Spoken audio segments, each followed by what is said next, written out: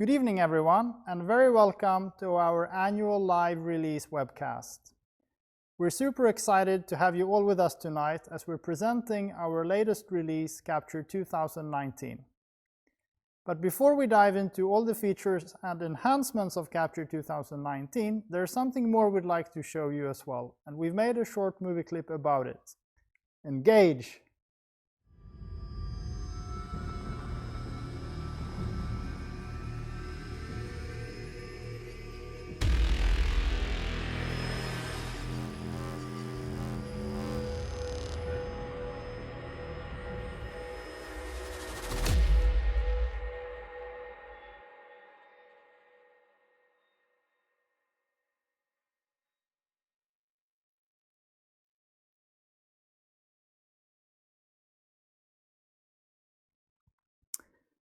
So as of tomorrow, we'll be using a new logo type. The new logo type has been inspired by photons, wavelengths, and color. The 5 colors of the world are the 5 primary colors of Munsell's color system. Professor Albert Munsell was the first one to separate chroma from value and hue. But he didn't use red, green, and blue. He used these 5 colors instead that he called the primary colors. Each of these primary colors will be used to highlight a capture release. And the first one, the purple one on the top, is the one that highlights the release we're presenting today, Capture 2019. So I'm going to talk you through the features and enhancements of Capture 2019. But before I do that, I would like to mention a few brief words about how we choose the features we add to Capture and plan future releases. Slightly simplified, we rely on 3 categories in our planning. One of them is the housekeeping track, which is simply about using the latest features available in the operating system, in the hardware we use, and in the devices we support. Then we have the user demand track, where we listen to what you users need in Capture, what features you suggest and what improvements you suggest, and we try to make that happen. And finally, we have a strategic track, where we try to think of new things that will be important for Capture in the future and where we lay the foundation of future Capture enhancements. On top of this, usually we also have a theme, something that binds everything together in the new version. And in Capture 2019, the theme is the lighting designer's workflow. So let's jump straight into Capture 2019 and see what we've done to make the life of the lighting designer easier with this release. I will be running this presentation on a MacBook, the reason for which will soon become apparent. The first thing I will do is start Capture 2019, where immediately we see the purple highlight color in the welcome screen here. And I will start with a file, which I had not prepared well enough here. So this one. This is actually the design of the Pro Light and Sound booth we'll be having in a week in Frankfurt, but that's beside the point here. The first thing I want to talk about in Capture 2019 are the improvements to the working environment. So they are general user interface improvements and enhancements that will have you work faster and without losing your context, let's say. The first thing I would like to show you is, take for example, you're working with a filter, adding or removing layers to it. Then for some reason you need to take a look at something else in the project to verify that it is indeed the right layer you're about to remove from your filter. So you might switch to the selected items and check something out with the fixture before you go back to the filters category again. Now, as you can see in Capture 2019, the filter I was in is still selected, and so is the layer that was selected before. So whenever you change categories in any of these views in Capture, your current selection, column widths, and column sorting are remembered. This may seem as a bit of a trivial thing, but we've seen that in fact it's very important and prevents you from making mistakes during editing. So by making sure everything remembers and remains just where you left it when you come back to it is a big enhancement for the workflow. This applies not only to the categories of the Design tab, but also to the tabs, the Fixtures and Universes tabs that also remember your current selection, column widths, and column sortings. And not only is it remembered as you are running Capture, it's also remembered when you save and reopen the project file. So everything is just where you left it last time. A very commonly requested function is related to the possibility to undock views in Capture. Being able to undock views and place them on other monitors is important in order for you to be able to create user workspaces or layouts in multi-monitor setups. With Capture 2019, Capture remembers the positions of the windows so that when you undock them, they reappear in the same location, on the same screen, and maximized if they were maximized when you closed them. This is saved both during the session as well as in the project file, so that if you save and reopen a project file, it opens the same way that you left it, re-undocking any views that were undocked when you saved the file. This works as long as you save and reopen the project file on the same computer, though. That is important to keep in mind. In addition to this, and related to laying out the windows for your working environment, we've also added the ability to open a few extra views. We call them floating tool panes, and they're available from the window menu. Here you can open, for instance, the selected items category from the Design tab, as well as the layers, filters, materials, the Fixtures tab, and the Universes tab. And these can coexist, or they do coexist, with the existing tabs in the project window. So this gives you extra flexibility to lay out your workspace on a multi-monitor setup.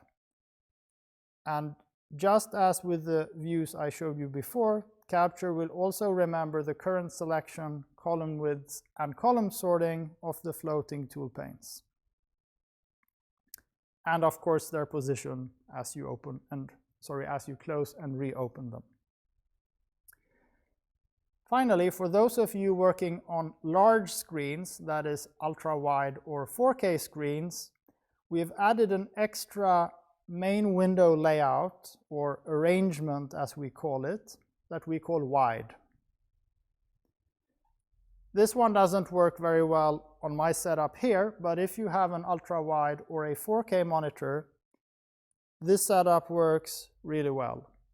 What happens here is that if you maximize a design view, it only overlaps the other design views and keeps your project window available at all times. So here are a number of functions related to the windows, the working/design environment, and that are particularly valuable if you're working a multi-monitor setup. Let's move on and talk a little bit about the platform, the operating system, and the hardware that we're using when we're designing in Capture. I have three things I want to show you.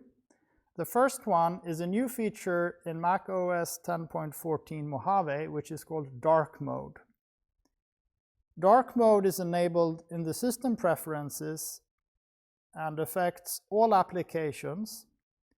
and changes the background colors from the light gray color scheme to a dark gray color scheme. This is particularly nice if you're working in a dark environment, as we often are, and prevents the rest of the user interface from producing a lot of brightness on the computer screen. So it's a really nice darkroom environment setting. But I'll bring it back to light mode for the rest of the presentation. We have also added support for two-finger gestures on the Mac trackpads. So the Mac trackpads are either built into the laptops, or they are the magic trackpads that you can buy separately for any Mac. With two fingers on the trackpad, you can scroll or panorate, as we would say in Capture. You can also orbit as well as zoom. So with one hand on the keyboard, on the Shift and Control keys, and two fingers on the trackpad, you have instant access to panoration, orbit, and zooming. You can also use the two-finger pinch gesture, although to be honest, we feel it works better with the Control and two-finger scrolling. So if you're working a lot on a laptop, a Mac laptop that is, this is great news, since you don't always have to take the mouse to the green navigation buttons. You can always access the navigation instantly from the trackpad and the keyboard. Finally, we have also added support for nearly all of the buttons on the 3D Connection Space Mouse devices. The Space Mouse devices have a number of hardware buttons on the device, such as instant jumping to top, front, and section views, jumping to and recording of up to, I believe, 3 custom camera locations, and other functions like zoom fitting. So these are now natively supported by Capture on both platforms, although there are a few limitations on the Mac where 3D Connections are still working on improved drivers. So here we have a set of functions and improvements relating to the hardware you're using. So we're going to move on and talk a little bit about things that are more specific for Capture, as opposed to these things that could have been supported by, I suppose, any software.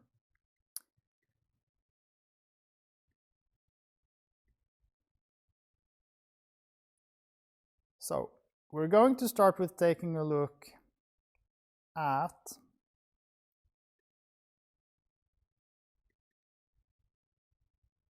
one of the things that makes Capture truly unique, and that is the ability to work with lighting and lighting fixtures. We have two options of controlling lighting fixtures in Capture. One of them is by having a DMX source, and the other is by using the built-in control pane in Capture's design views. In Capture 2019, we have redesigned the control pane from scratch, although of course in many ways it is similar to the old because we are controlling fixtures by the end of the day. However, it now appears from the bottom left corner rather than the top left corner and features a resizing option, as well as a scrolling that responds well both to scroll wheels on the mouse as well as the Mac trackpads. It consists of two main parts. The leftmost part here is the options part. Here you will find a button to close the control pane again, as well as the resizing grip, and a button that expands and collapses the actual control surfaces. At the bottom, there is also a slider that lets you control the transparency of the control pane for those cases where it's overlapping the actual design. We have also expanded on the functions available for the fixtures, where previously we always had the home button. So let's select a moving head here. We have a home button that homes all the parameters of the fixture, but we now also have a half home which homes everything except the pan and tilt parameters. as well as two light on and light off buttons that simply control the dimmer function. So these offer a quick way of turning fixtures on and off without affecting any of the other parameters of the fixture. So with this DL7F wash selected, you will notice that the color picker is different in the new control pane. It now has an HSI approach that lets you choose the hue, saturation, and intensity, or dimmer level if you would like to call it that. And this type of color and dimming control is now available for almost all fixture types. The only exception really is those that are controlled with a dimmer level and a color temperature, so they are slightly different. But apart from that, whether they are RGB, HSV, or multi-channel multi-emitter fixtures, or multi-emitter fixtures in RGB mode, they are all controlled using the same HSV interface, so you don't really have to understand the details of control of the particular fixture. Capture abstracts that for you. Now looking at this fixture, it also has shutter control as we're used to. You can see that the pan and tilt control in the control pane has been redesigned to make it easier to control pan and tilt separately, but also to provide motion control for fixtures that, for instance, only have one pan channel or only tilt channel. That is the more common case actually. The next control I wanted to show you here was the framing shutter control, which now works for multiple fixtures together. So here I have 3 Fresnels, and as you can see, I can modify the barn doors of all 3 of them together. This is a great improvement for all of you working with shutter cuts of any kind.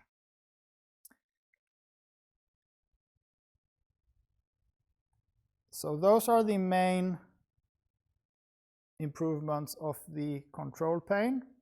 Another less obvious improvement is the fact that each fixture type gets its own column in the control pane.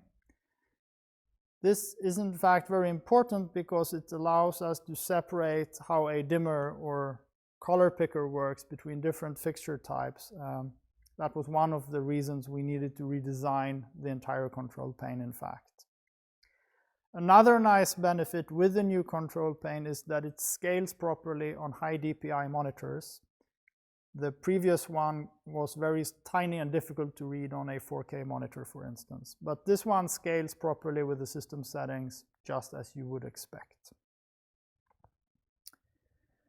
So that's it with the new control pane. Obviously, we will continue enhancing the control pane in future versions. The primary goals in Capture 2019 was to cover color and dimming control of as many fixture types as possible.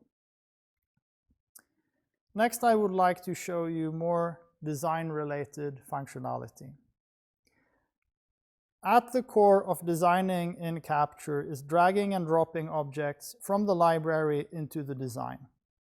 So I'll start with dragging a proscenium into the design. And as I start adding things now, you will notice that I can see the objects I'm adding as I'm dragging them out of the library. This makes it easier to place the objects as I'm adding them to the design, but it also allows me to snap them together right away as I'm adding them. This works not only when dragging items from the library into the design, but also when using the quick copy function. So this can help make design a lot faster in Capture 2019. Obviously, this works for fixtures as well. So as I drag and drop fixtures into the design, I have them snapping to the truss immediately, and using the quick copy function as well, of course. So now I've added a few fixtures to the design. I might switch to the live view and decide to turn them on.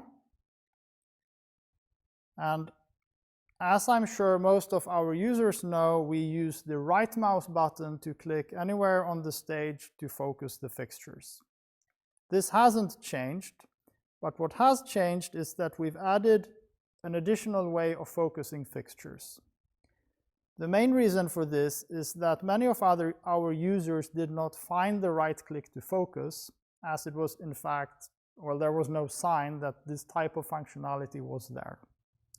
So we have added a focus mode, which allows you to left-click anywhere on stage to focus the fixtures there. In this mode, you can either select fixtures or focus fixtures. To exit the mode, use the exit button or simply click anywhere where there are no objects, which I'm failing to do. There we go, all right. This mode in itself is not very interesting for any experienced capture user. What is more interesting is the general concept of modes, which we have taken a little bit further in this release. Another feature we've added is the replace mode. Now, as you may know, previously in Capture, you could, by dragging and dropping fixtures from the library, you could either add a fixture or replace an existing fixture. In 2019, we've added the ability to replace objects with truss, as well as replace objects with omnidirectional fixtures. This created a lot of possible replace scenarios, and it got very messy. For this reason, we've introduced the replace mode, which means if you wish to replace something, you must first go into the replace mode. Do that by selecting one or more objects and use the replace command. You can see now I'm in the mode because the exit button appears, and I can drag and drop other fixtures from the library to replace fixtures. Now, just as before, you don't have to drop them on a selected fixture. You can actually drop on any fixture. What is important is that in the replace mode, it's impossible to add something by accident. You can only replace objects. Let's exit the replace mode and take a look at another feature related to fast, live, responsive design functionality. But before I do that, I'm going to turn on the fixtures here again and increase the zoom a bit.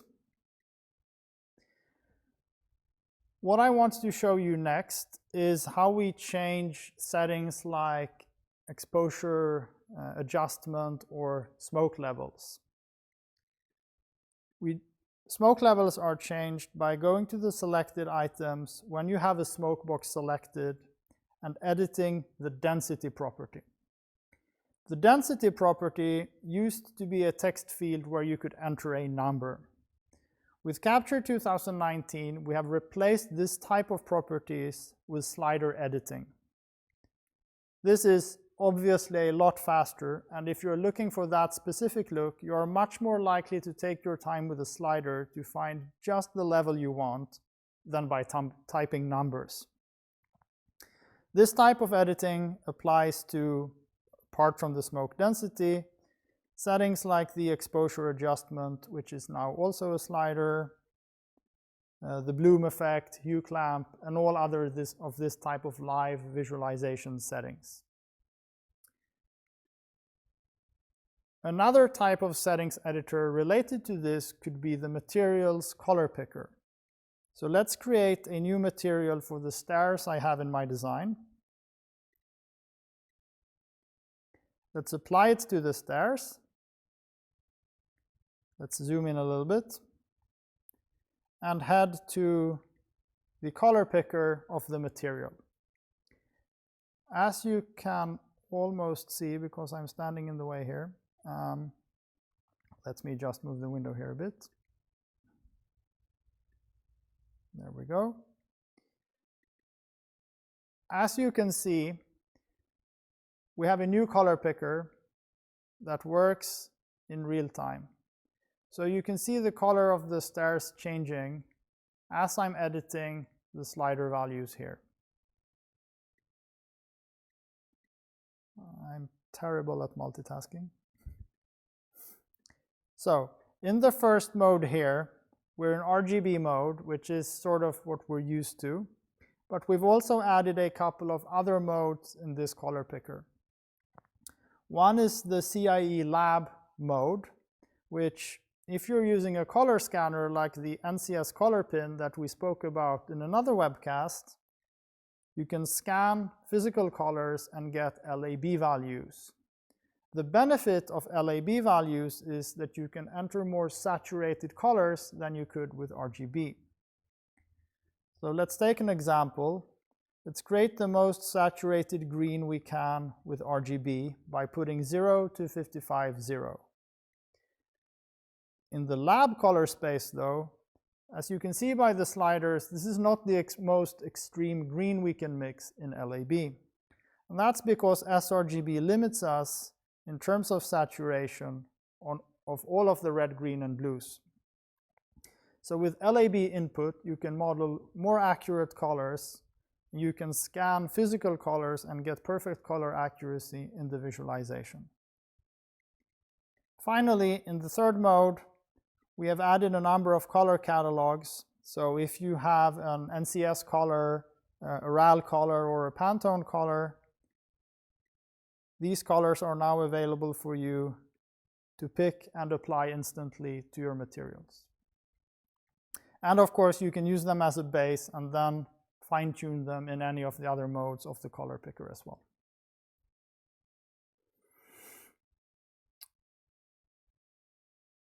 And that is it for the live editing and settings related improvements in Capture 2019. I'm going to turn my cheat sheet here and talk briefly about paperwork. Before I do that, I'm going to move everything back where it's supposed to be and open this file instead. An important part of paperwork and designing with Capture is the ability to import and export fixture data to and from other softwares.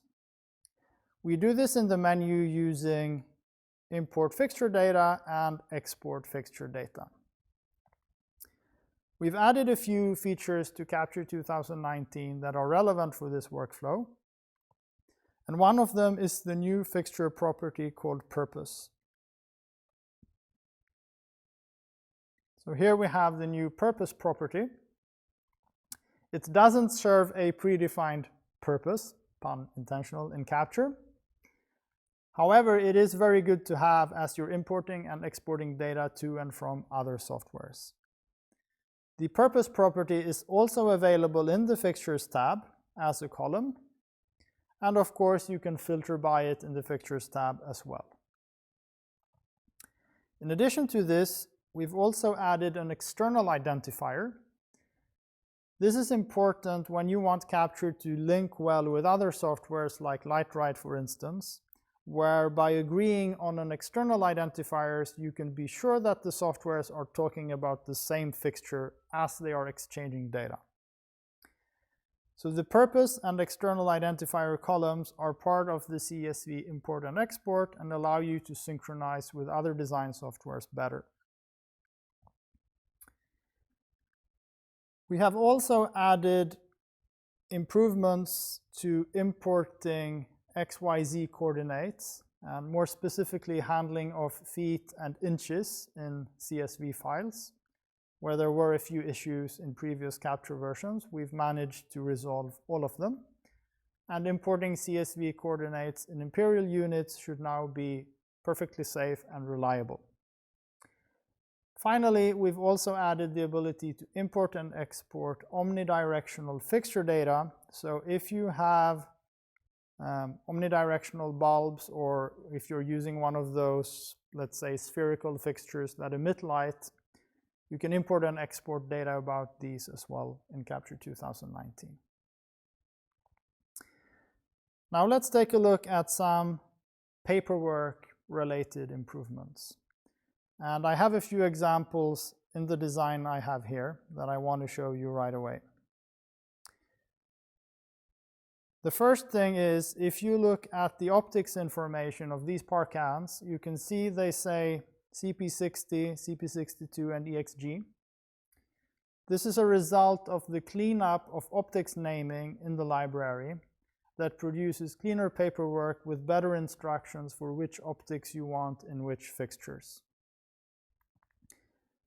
If you've paid attention, you can also see that the text has a blue color, whereas the outline of the fixture is black. This is because we've added a new layer property that is called paper text color that allows you to assign the color of the text separately from the outline and the fill colors, helping you to create cleaner paperwork.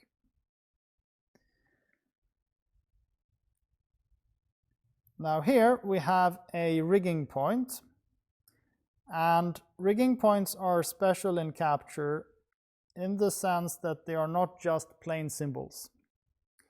And for that reason, we have placed the rigging points in the built-in category of the Library tab in Capture 2019 for easy access. And we've added a new property called Show Coordinate, which reveals the X, Y, and Z information about the rigging point in its annotation. For trusses, we've also added a new annotation property called Show Trim Height, which shows the Y coordinate or Y level of the lowest point of the truss, the trim height. And finally, I've forgotten what the finally was about. Yes, so as you may be aware, we have a report called Fixture Locations, which is used to break down the rig by truss. With Capture 2019, the Fixture Locations report now also includes report items, rigging points, and smoke machines, so that all of the labelable type of equipment is now included in the Fixture Locations report.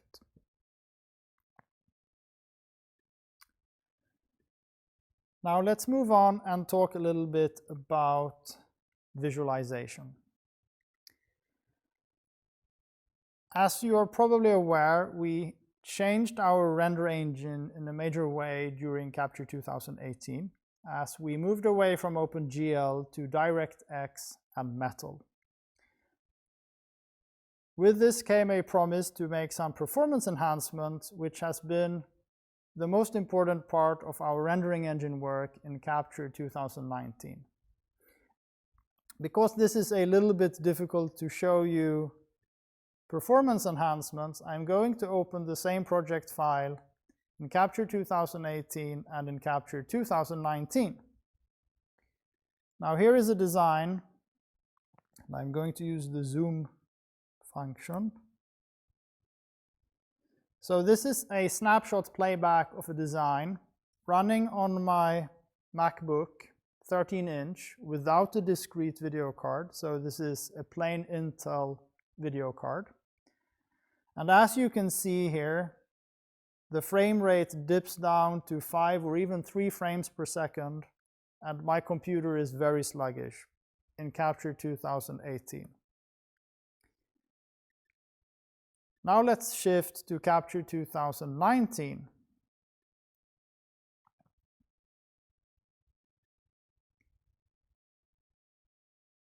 I'm opening the exact same project file, playing back the exact same snapshot, but this time the frame rate doesn't go below, let's say, 10.5 FPS. So we have a frame rate improvement from around 4 FPS up to 10.5 FPS. This is more than twice the frame rate than we had in Capture 2018. So with Capture 2019, we have managed to get frame rate improvements of approximately a factor 2 to 3 on your typical kind of machine and project. We have seen cases where it goes up to a factor 7, so 7 times the frame rate. It all comes down to what in particular is limiting the frame rate on your computer, whether it's the speed of the video card or not. But we have made enhancements in performance both CPU side and GPU side And these combine a bit, so it's all about the circumstances of your designs. But with performance increases over a factor 2, you can actually breathe new life into machines that you thought you would not be able to run any visualizations on anymore. So this is a bit of a game changer, in fact, and especially for bigger visualizations on specially built Windows PC machines with, let's say, NVIDIA 1000 or 2000 series graphics card, you will see major improvements in performance with Capture 2019. Now, this isn't quite everything we've done, rendering engine-wise though. There are a few more things I would like to show you. The first one is something as simple as a white balance adjustment. So if you are working, I guess especially in TV, but if you are working in a way where you care about the color temperature on screen of your fixtures, we've added a white balance setting. Again, it's a slider that allows you to choose what color temperature matches the perfect white on your computer screen. So with this setting at 3200, my 3200 Kelvin light source looks perfect white on my screen.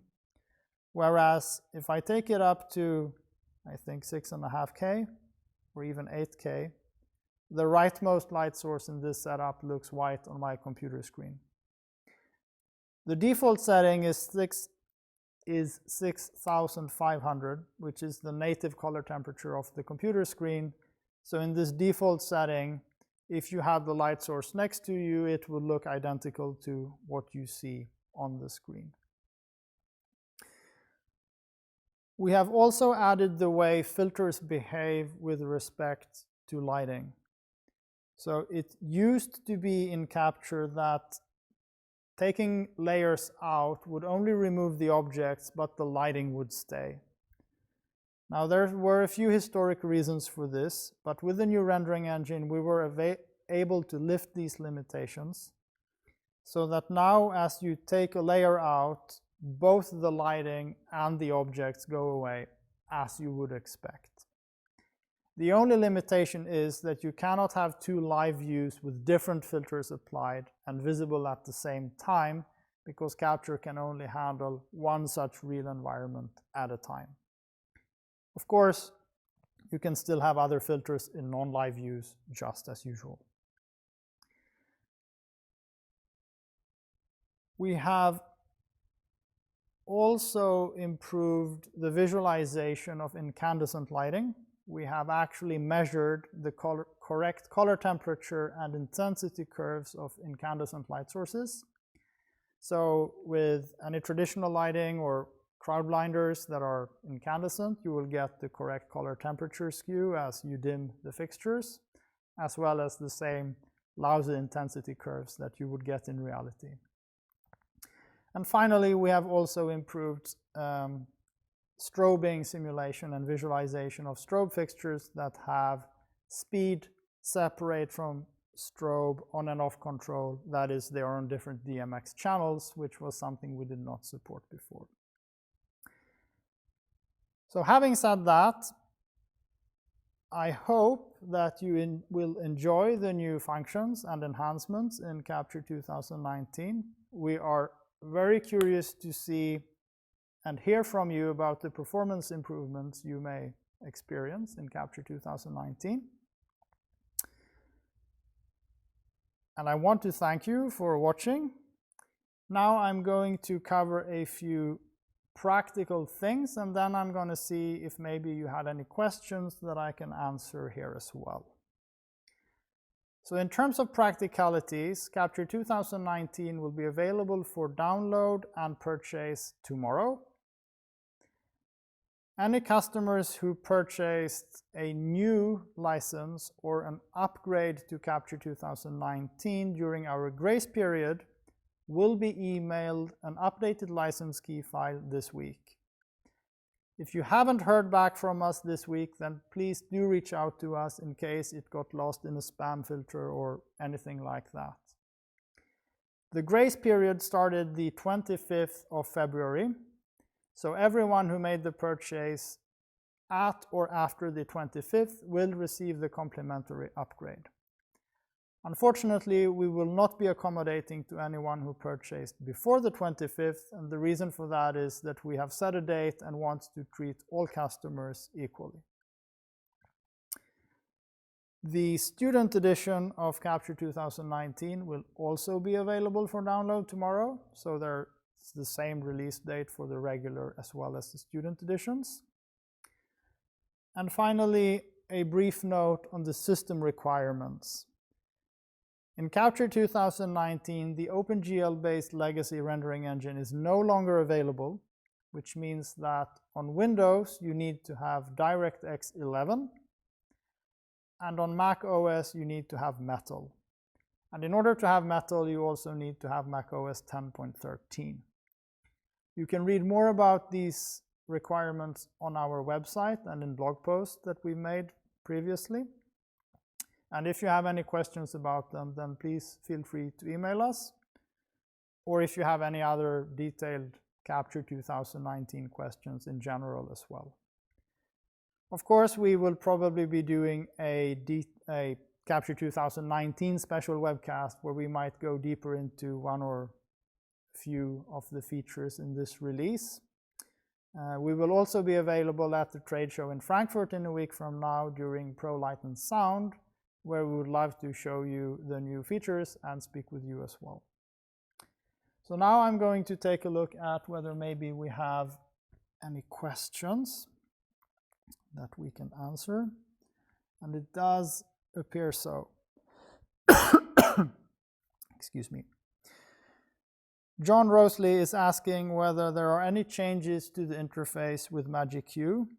And from our side, no, we have not made any changes to any of the networking protocols in Capture 2019. It is all the same as in Capture 2018. Christian Glator is commenting on the window layouts, asking whether the design window and all the blocks with node colors and saving window positions is the same. I'm not sure I'm following the question, but I would believe the answer is yes. Andrei Lavrinovic is asking whether there's any improvements to the fixture library filter to select only heads or LED walls, etc. To which the answer is no, not at this point, no. Alexander Roy is asking for touch gestures on multi-touch window trackpads. This is not something we have looked into yet. One of the reasons we've done it for the Mac is that we have so many Mac laptop users, and the trackpad on the Mac is quite frankly outstanding. So it was very important to support that. But that doesn't mean we might not take a look at the Windows ones in the future too. David Misakian is asking, he would like to switch to Capture from WIG, and what's stopping him is the MA2 connection driver that doesn't count the parameters. And he's asking for a collaboration with MA. So we've actually published an official statement or story about this on the connectivity page on our website with a full explanation of what's happened here. In short, it's all on MA at the moment. We've had numerous meetings with them trying to convince them to do something about the situation, but their decision stands firm and they are not open to any Capture-specific collaboration at this point. Luis Fernando is asking about communication with Onyx lighting controls from Elation. This is something that is being worked on. I can't give any sort of dates or predictions at this point. You would be more likely to get that kind of information from Elation and Obsidian or Onyx, actually. Mark Lapierre is asking whether we've got multi-core support for processors now, to which the answer is yes. The performance enhancements of the rendering engine now do make use of multiple cores. Not for all of the tasks, but for those tasks where it where it does make a difference to use multiple cores, as there are actually situations where using multiple cores makes it worse. But yes, we do have multi-core support now. Oliver Suckling is asking about visualizing special fixtures such as the robe spider or the BI flower beam effects. This is something we have not pulled off for Capture 2019, but it remains on our radar. And then we have a question from Confusion regarding Compulite Vibe console and bidirectional communication. So as a general with Capture, thanks to the CITP protocol, Capture is ready for bidirectional communication with any console. So Capture would not develop a specific communication with a single console because there are more consoles on the market than there are visualizers. So we believe it's in everyone's interest that the consoles support Capture rather than the other way around. So to answer the question, we already have all the support in place. Please pass the question to Compulite instead. When it comes to any other questions along the lines of have you implemented this and that, we will be publishing on our website tomorrow a page with an overview of all the new features in Capture 2019. And as you will be able to download it as well, I would encourage you to read through the list tomorrow and have a play around with Capture 2019 as well. Capture 2019 installs and runs in parallel with any other Capture versions on your computer. So if you already have Nexum or 2018, you don't need to worry. You can download and install 2019 and it will not mess with your existing Capture installations. Furthermore, another question from Andreas, whether we have any collaboration with LSC regarding import-export of patch. So again, Capture is ready for all these types of integrations. The functionality is already in Capture, so you really need to pass the question on to LSC instead, because it would be on their end to implement the support at this point. So, having said that, thank you very much for watching us tonight. We look forward to all your feedback on Capture 2019, as well as meeting some of you in the Pro Light and Sound Show in Frankfurt in a week from now. It's been a pleasure, and I'll see you soon again.